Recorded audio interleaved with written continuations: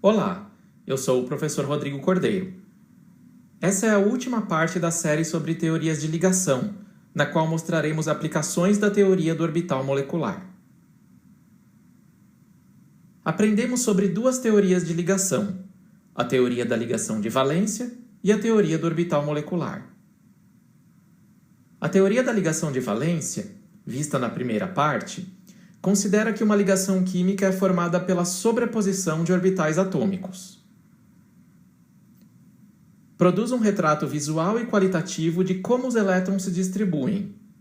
É um método simples que pode ser facilmente aplicado mesmo a moléculas grandes. Porém, falha na descrição de propriedades ópticas, eletrônicas e magnéticas dos materiais, como veremos a seguir. Nesses casos, devemos adotar a teoria do orbital molecular, vista na segunda parte. Ela considera que os orbitais atômicos podem interferir construtiva ou destrutivamente, gerando orbitais moleculares ligantes e antiligantes, respectivamente.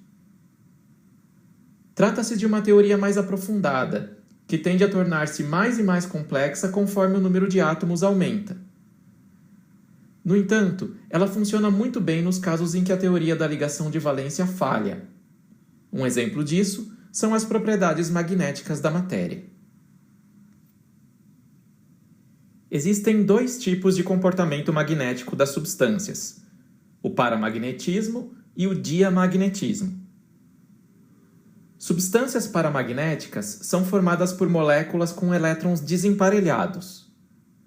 Isso faz com que sejam fortemente atraídas por um campo magnético externo.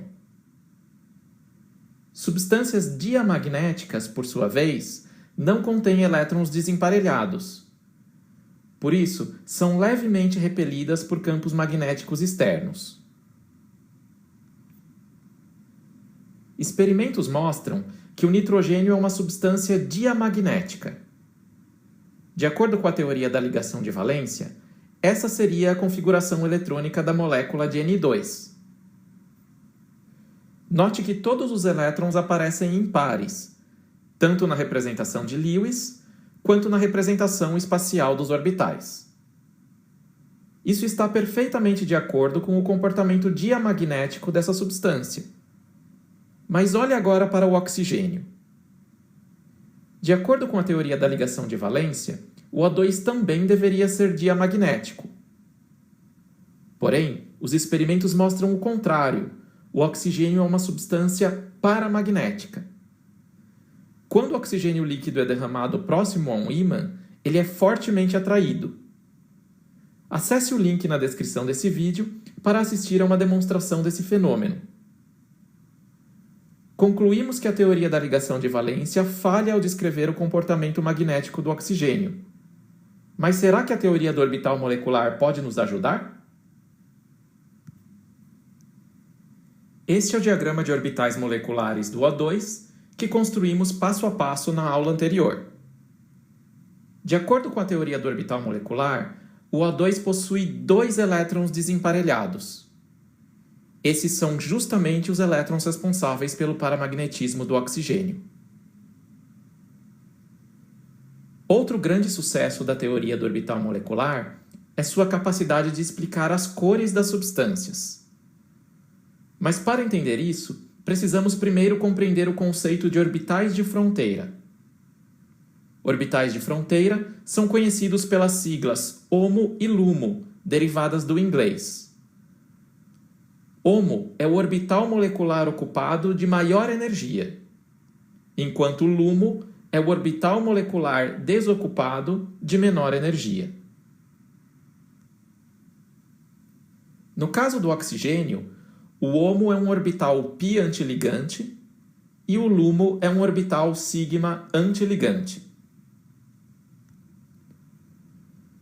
Orbitais de fronteira são importantes porque as cores das substâncias estão em grande parte relacionadas a transições eletrônicas entre o HOMO e o LUMO. A diferença de energia entre esses níveis está relacionada à frequência do fóton absorvido ou emitido durante a transição. Entender a relação entre cor e transições HOMO-LUMO não é uma mera curiosidade. Por exemplo, você já deve ter ouvido falar nos chamados painéis OLED. São telas de TV ou celular compostas de moléculas orgânicas que emitem luz quando submetidas a uma tensão elétrica. As cores emitidas pelos OLEDs estão relacionadas às transições homo-lumo das moléculas que os compõem. Uma premissa fundamental da teoria do orbital molecular é que os orbitais são deslocalizados. Isso significa que os elétrons de ligação não ficam restritos aos dois átomos que se ligam.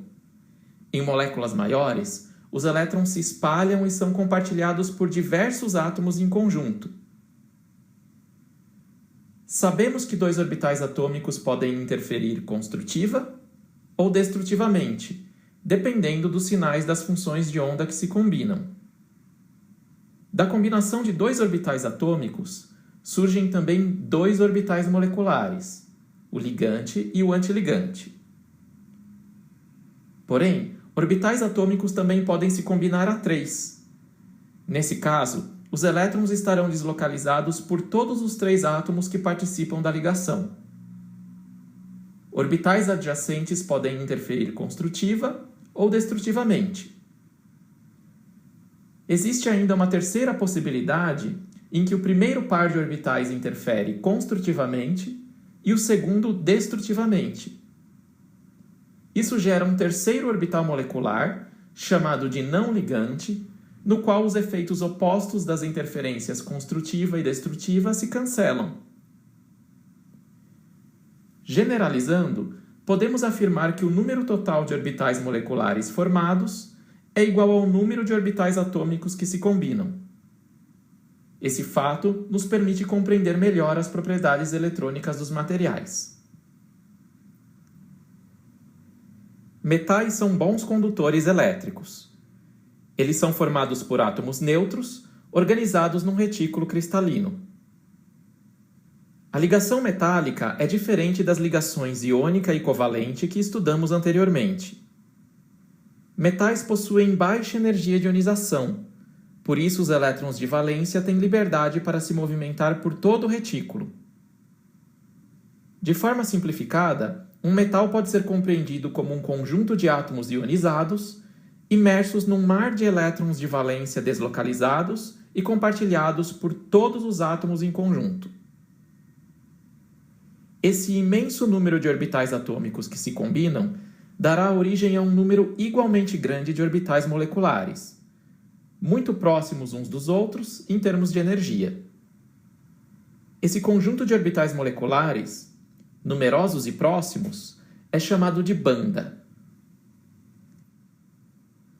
Uma parte dos orbitais, correspondente àqueles de menor energia, estará ocupada, formando a chamada banda de valência. O conjunto de orbitais desocupados logo acima forma a chamada banda de condução.